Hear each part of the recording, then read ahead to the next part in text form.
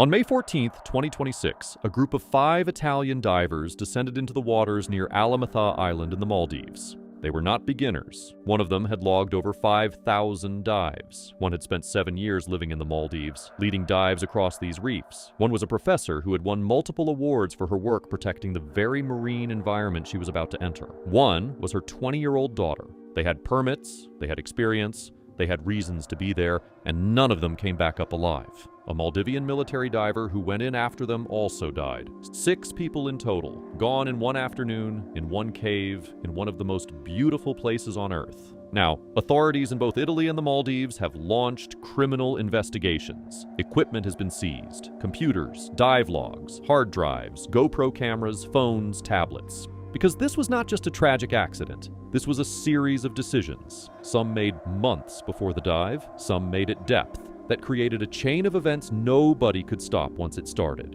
And here is what other coverage of this story has not told you yet. The cave has a name. The equipment these divers were using was described by Finnish rescue specialists as not optimal. There was a specific physical feature inside that cave, one that the head of Dan Europe says is the most likely reason 4 people ended up in a dead-end corridor they could not escape from. A man on the same live aboard carried their devices back to Italy, and those devices have now been seized by investigators. The live aboard operator denied knowing anything about this dive, and their operating license has been suspended. And the GoPro cameras recovered from inside the cave? Investigators are currently watching whatever footage is on them, because the Maldives as a location is deceptive in a way that matters to this story. From above, the Maldives looks like paradise, and it is. Clear, blue water, white sand, coral reefs that catch light in a way that makes every photograph look unreal. Vavu Atoll, where this tragedy occurred, sits in the Indian Ocean roughly 100 kilometers south of the capital, Malé.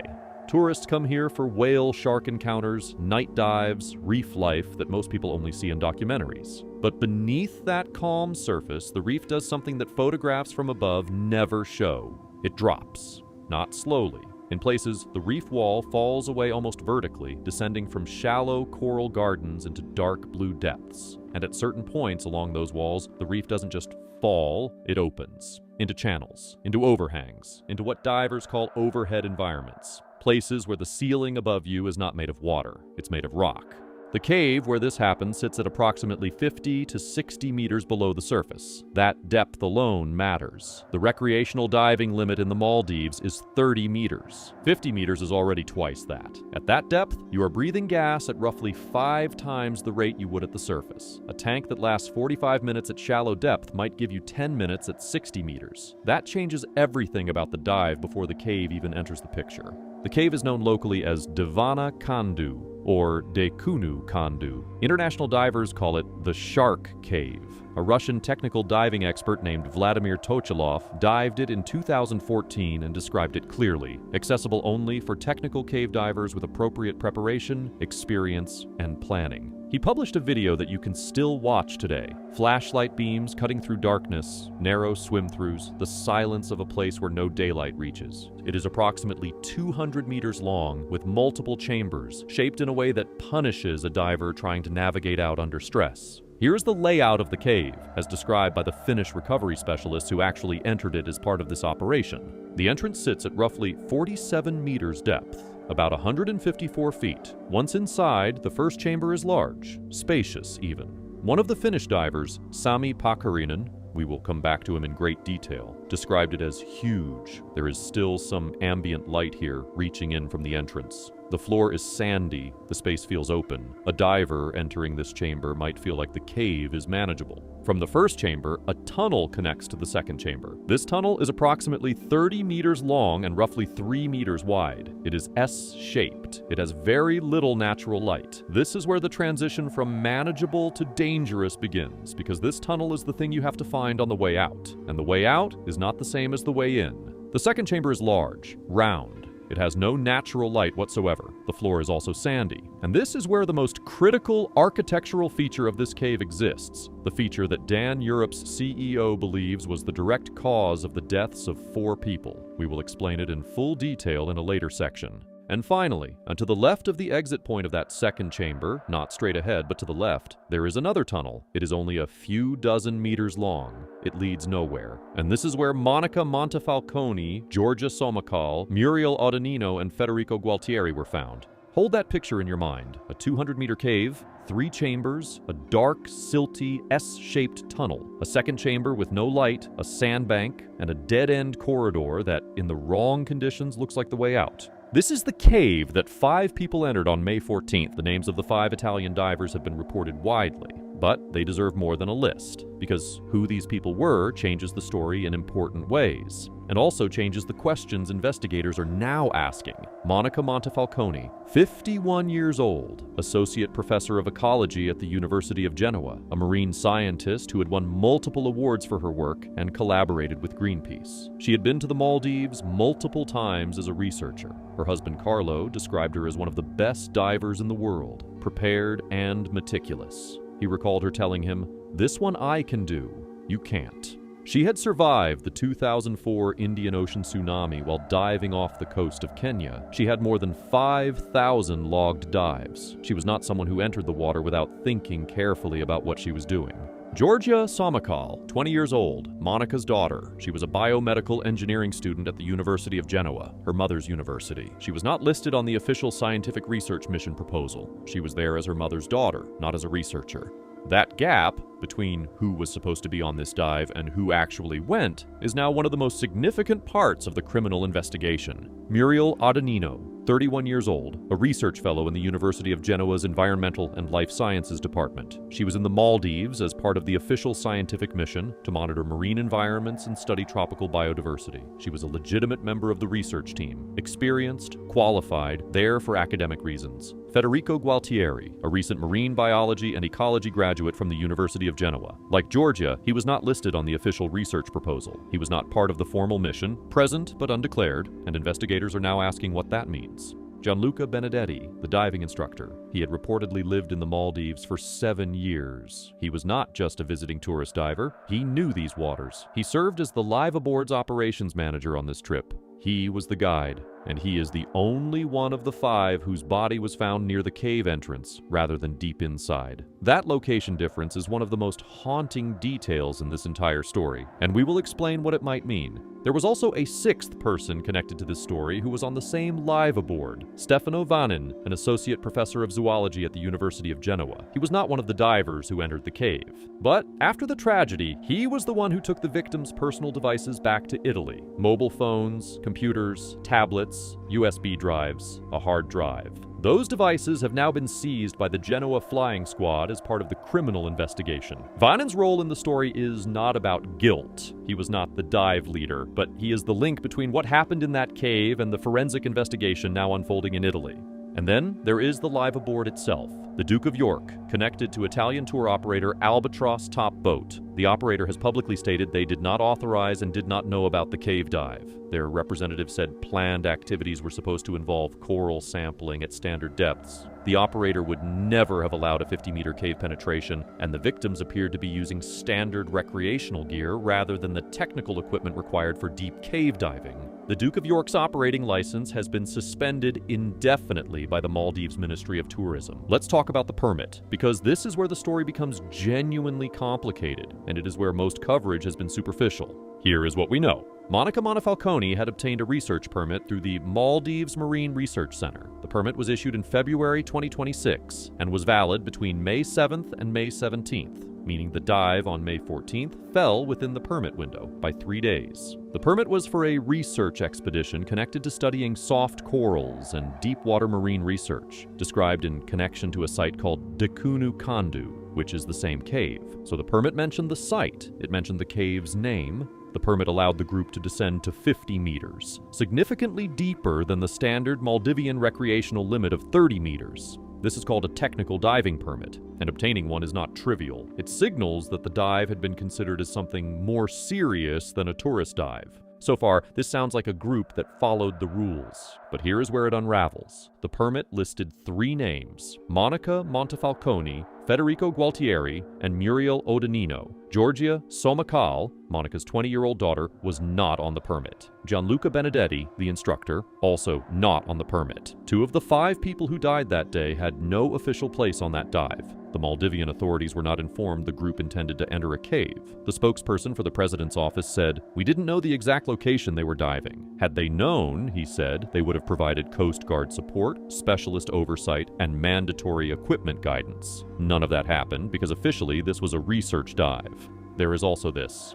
The dive itself was later described by the University of Genoa as personal, not part of the planned scientific activities. The university said Montefalcone and Adanino were in the Maldives to study the effects of climate change on biodiversity, but Thursday's cave dive was not part of the mission's planned activities and was carried out on a personal basis. Think about what that means. A research permit was used for what the university described as a personal dive. 2 people who were not on the permit were included. The exact nature of the dive was not disclosed to authorities, and the equipment used, according to the Finnish specialist who went in after them, was not cave diving equipment. This is what Rome's prosecutors are investigating. The culpable homicide probe, the Italian legal equivalent of a manslaughter investigation, is examining exactly who made these decisions, who approved them, who knew what, and who should have stopped it. Let us walk through what we know about May 14th itself. The morning begins on the Duke of York. The liveaboard is anchored in Vavu Atoll. There are roughly 20 passengers aboard. Monica, Georgia, Muriel, Federico, and Gianluca are among them. They are planning a dive. A yellow weather warning has been issued. Rough conditions, strong winds. The sea is not calm. The cave site near Alamatha Island is already known, even to experienced local divers, for strong currents. They enter the water. At 50 meters depth, the entrance to the shark cave opens up. A large, bright cavern. The first chamber, spacious, sandy-floored. One of the Finnish specialists who would later enter this same space described it as huge. There is still ambient light from the entrance. In clear Maldivian water, sunlight penetrates to approximately 100 meters. At 60 meters, it is still daylight outside the cave. The group enters the first chamber. Here is the first thing most coverage gets wrong about this dive. Finnish specialist Sami Pakarinen directly addressed and rejected one of the most repeated theories, that the divers were accidentally pulled into the cave by a strong current, a so-called Venturi effect. An Italian expert had proposed this theory, suggesting that water rushing through the narrow cave entrance created suction that pulled the divers in without them realizing. Pakarinen dismissed it. He said the currents inside were light and predictable, nothing like what the Venturi theory requires. More importantly, he noted that accidentally entering a cave in the Maldives at this depth is nearly impossible. It gets dark, he said. You know it because it gets dark. You don't risk accidentally entering a cave.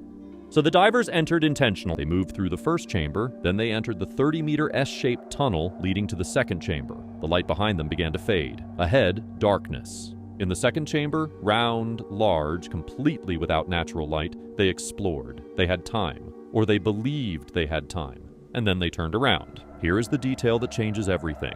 Between the S-shaped tunnel and the second chamber, there is a sandbank. On the way in, crossing the sandbank is easy. The divers pass over it, swim into the second chamber, and continue exploring. The exit tunnel, the one they came through, is behind them and slightly to the right of the sandbank. On the way in, this is not a problem. They have just passed through it. They know where it is. But on the way out, the sandbank creates what the CEO of Dan Europe, Laura Moroni, has called an optical illusion. Here is how it works. As the divers move through the second chamber, their fins disturb the sandy floor. Silt rises, visibility drops. The chamber, already dark, becomes darker. Then, when they turn to leave, they look for the tunnel they came through. That tunnel is on the other side of the sandbank. But the sandbank, from the far side, looks like a wall. It looks like the cave simply ends there, like that is solid rock. And just to the left of that sandbank, just to the left of what looks like a wall, there is another corridor, a different corridor, one that branches off from the second chamber in the wrong direction. In clear water, with proper cave diving lights, with an Ariadne's thread guideline attached, the kind technical cave divers are required to use, the 2 corridors might be distinguishable. But without those tools, in silt-clouded water, in a completely dark chamber, under stress, running low on gas, the wrong corridor can look exactly like the right one.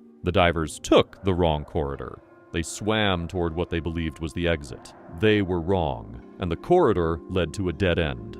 Laura Moroney estimated that with standard 12-liter tanks at that depth, the group had approximately 10 minutes of usable gas in the second chamber. 10 minutes. That is not very long to explore. Realize you are lost, remain calm, and find the correct exit, particularly when panic accelerates breathing, and faster breathing burns through gas even faster. Here is what the reconstruction looks like in those final minutes. The divers likely realized they had taken the wrong corridor. They were in a dead end. They were at 60 meters depth. Their gas was running low. They had to turn around, re-enter the silted second chamber, find the correct tunnel, navigate the 30-meter S-shaped passage, cross back through the first chamber, and ascend 50 to 60 meters, all while managing decompression before they could reach the surface. That sequence requires calm, time, gas, and navigation. In those final minutes, they likely had none of those things. This is the most evidence-aligned theory for why they died. Not current, not recklessness, a sandbank, an optical illusion, a wrong turn in the dark. Investigators are also asking, did the group have an Ariadne's thread, a guideline reel that cave divers deploy on the way in, specifically so they can follow it back out? Sami Pakarinen was direct. He and his team would never venture into such an environment without a reel and guideline. He said the equipment the Italian divers had been using was not optimal. It was not cave diving gear. It was standard recreational open-circuit scuba equipment, the kind you use on a reef dive, not the kind you use in a zero-light, silty, complex multi-chamber cave at 60 meters depth. If there was no guideline reel, the divers had no physical thread back to the exit. They were navigating purely by memory and visibility, and in those conditions, both failed them. Of the 5 divers, Gianluca Benedetti was found near the entrance of the cave, not deep inside it with the others. His location has never been fully explained. No official reconstruction has confirmed exactly what happened to him and why he ended up where he did, separated from the group. But we can reason through the possibilities, and they are haunting. The most plausible theory, Gianluca turned back earlier than the others. Perhaps he recognized the danger sooner. Perhaps he had been in this cave before. He had lived in the Maldives for 7 years and sensed something was wrong earlier in the dive. Perhaps he was at the back of the group and simply turned around before the others reached the second chamber. He got closer to the exit than anyone else. But closer was not enough. The entrance to the cave sits at 47 meters. Even at the cave entrance, he still had a long, demanding ascent ahead of him. He still needed enough gas to ascend safely and complete decompression stops. He still had the physiological debt of a deep dive accumulating in his body.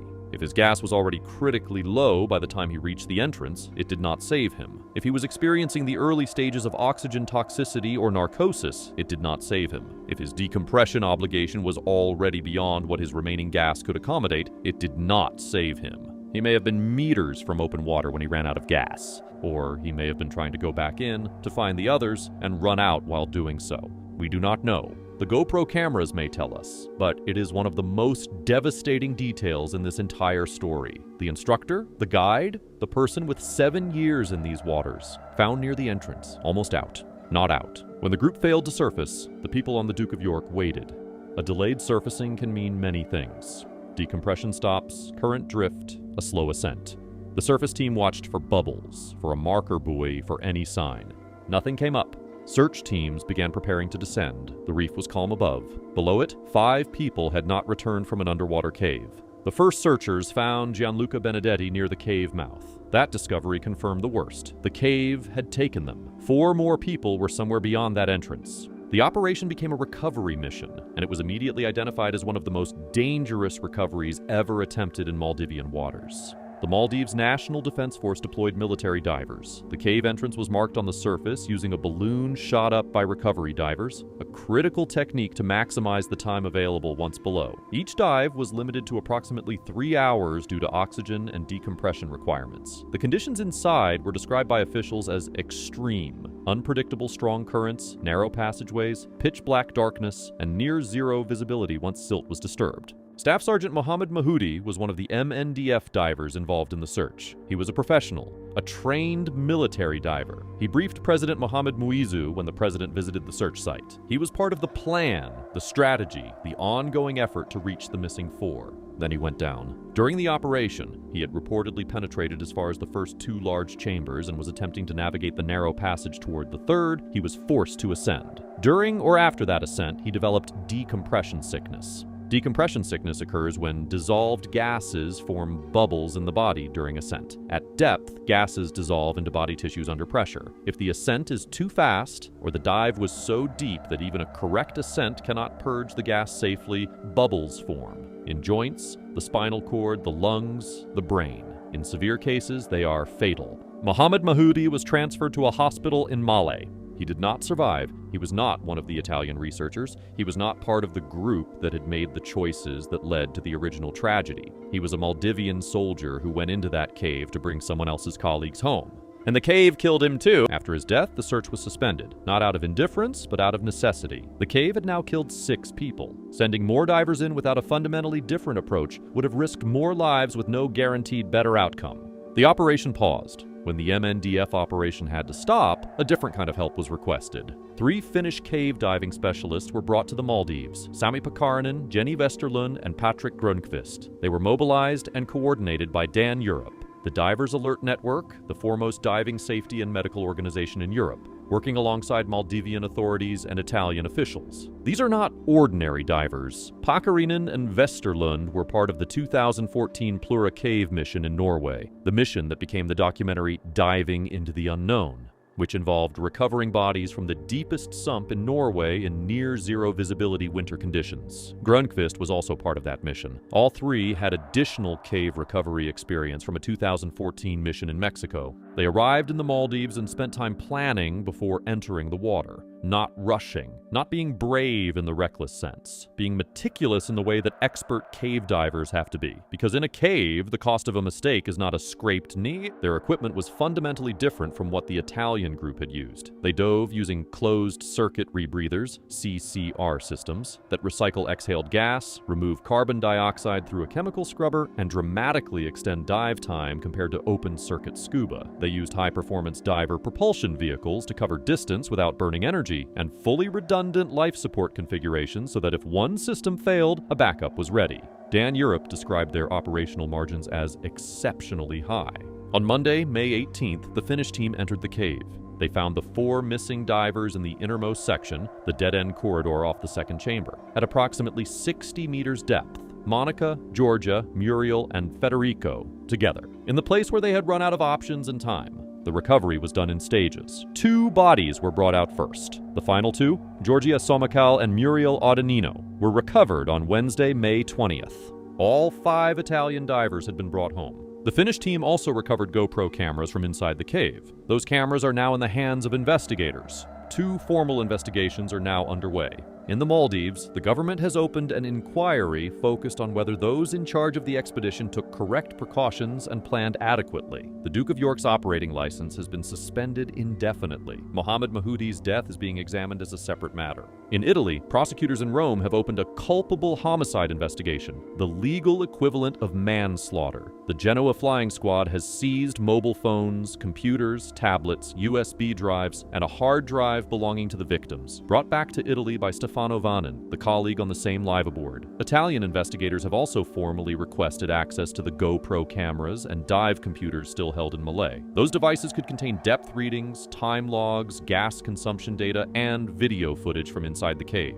Monica Montefalcone habitually carried a GoPro on dives. Her husband Carlo confirmed this. If her camera was running and the footage survived, it may show the inside of that cave from the moment the group entered to the moment they could not get back out. Investigators are also asking about the Ariadne's thread. Did the group deploy a guideline reel? If yes, why did they not follow it out? If no, why were they entering a complex multi-chamber cave at 60 meters without the most fundamental cave diving safety tool in existence? The permit gap remains central. Valid permit, but it did not cover 2 of the 5 divers and did not explicitly cover cave penetration. Authorities say they would have provided mandatory support had they known. They were not told, and the tour operator Albatross Top Boat has denied authorizing or knowing about the dive. The question prosecutors are circling: who knew, who approved, who failed to stop it, and who bears legal responsibility.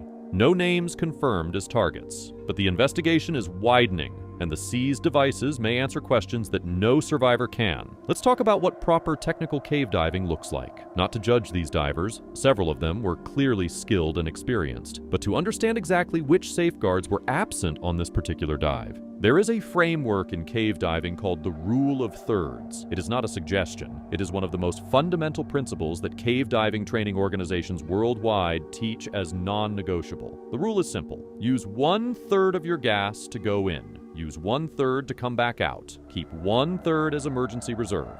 At 60 meters depth on standard 12-liter cylinders, the equipment described as being used by this group, Dan Europe's Laura Moroni estimated the divers had approximately 10 minutes of usable gas in the second chamber. 10 minutes. Under the rule of thirds, that means they should have turned around after roughly 3 minutes of exploration in the second chamber. Did they? The dive computers and GoPro footage may answer this. The second principle, the guideline reel, Ariadne's thread, named after the Greek myth of Ariadne giving Theseus a thread to navigate out of the Minotaur's labyrinth. Cave divers attach one end near the entrance and unspool it as they go deeper. In zero visibility with panic rising and gas dropping, a diver can follow that line back by feel alone.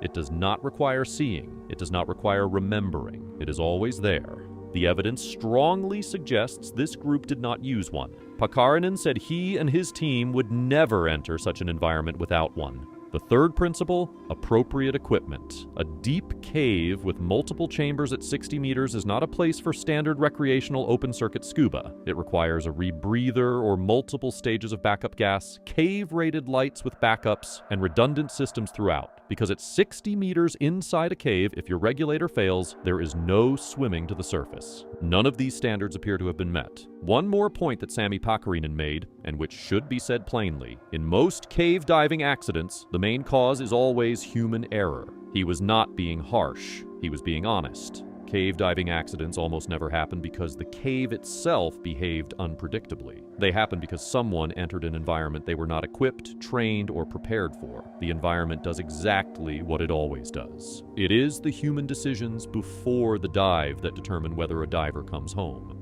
Here is a question that deserves a real answer. How does a group that included an experienced marine scientist with 5,000 dives, a local instructor with 7 years in these waters, and multiple trained researchers, how does that group make these kinds of decisions? This is not a simple question, and the honest answer is not comfortable. There is a well-documented phenomenon in high-skill professions sometimes called experience creep. As a person accumulates experience and successfully completes increasingly challenging dives, their internal model of what is safe gradually shifts. A dive that would terrify a beginner feels manageable. A dive that feels manageable starts to feel routine. The gap between actual risk and perceived risk widens because nothing has gone wrong yet. Monica Montefalcone had 5,000 dives. Gianluca Benedetti had 7 years in these specific waters. Their entire history of diving told them they could handle hard things. That history was not wrong. They had handled hard things many times. But cave diving at 60 meters without proper cave equipment is not simply a hard dive. It is a categorically different activity that requires specialized training, specialized equipment, and a completely different operational mindset. Experience in open water diving, even deep, technical open water diving, does not transfer directly to cave diving. The hazards are different in kind, not just in degree. There is also the question of group dynamics. 5 people are going on this dive. The professor who organized the trip is an expert. The instructor has done this before locally. The dynamic pressure to proceed, even subconsciously, can be immense. In a group, backing out feels like saying the leader is wrong, saying the expert is making a mistake. These are hard things for even experienced people to do. And finally, the Maldives itself may have played a role, not in any mystical sense. But the Maldives is visually spectacular underwater. Scientists who love the ocean come here, and the ocean is magnificent. The cave was there. The site was known. The permit existed. The conditions, while rough on the surface, may not have seemed immediately alarming at depth. The first chamber was beautiful, spacious, lit by that famously clear Indian Ocean water. All of this built what experts call normalization of deviance, a gradual, unconscious process by which rules and limits that exist for good reasons are set aside because, in this specific case today, things seem fine. And then they were not fine. And the cave does not have a rewind button. 6 people are dead. Families are waiting for autopsies. Investigators are reviewing footage from cameras that captured the final minutes of a dive that should never have happened the way it did. But beyond the individual tragedy, this event is already changing conversations in the diving world. In the Maldives, the Duke of York's license is suspended. The government has signaled that the permit system, which allowed a research permit to be used for an undisclosed cave dive with unlisted divers, will face review. The question is whether the permit process was inadequate or whether adequate permits were circumvented. There is a difference, and the investigation will likely try to establish which. In Italy, the culpable homicide investigation creates legal pressure to identify who bears responsibility for the decisions made. This matters not just for justice in this case, but as a deterrent signal to anyone who might consider using research credentials to justify a dive that exceeds what the permit and the authorities actually approved. In the global diving community, Sami Pakarinen's words carry weight. In most cave diving accidents, the main cause is always human error. The cave diving community has developed its rules through decades of tragedy. The rule of thirds, the guideline reel, the equipment requirements, the training progression, none of these exist because bureaucrats invented them. They exist because divers died, and other divers worked out what would have prevented those deaths. Those rules should not be bypassed because someone has 5,000 dives in open water. The Maldives still looks the same. The water above Vavu Atoll is the same brilliant blue it has always been. Tourist boats still move across it. Other divers are still entering the water at other sites, following other reef walls down to whatever lies below. The ocean does not change its appearance when it takes someone. That is not a simple story. It is not a story about stupidity or recklessness in any simple sense. It is a story about human beings, skilled, intelligent, experienced human beings, who entered a cave without the tools that cave diving demands, and the cave held them to the exact same standard it holds everyone. No exceptions for expertise, no grace period for credentials, no second chance for running low on gas in the dark. The Maldives will still look like paradise next week and the week after. But at 57 meters below the surface of Vavu Atoll, there is a cave that now has 6 names attached to it. A cave that Russian technical divers have described as accessible only to specialists with appropriate preparation, appropriate experience, and correct planning. That cave is still there, and the rules it enforces have not changed.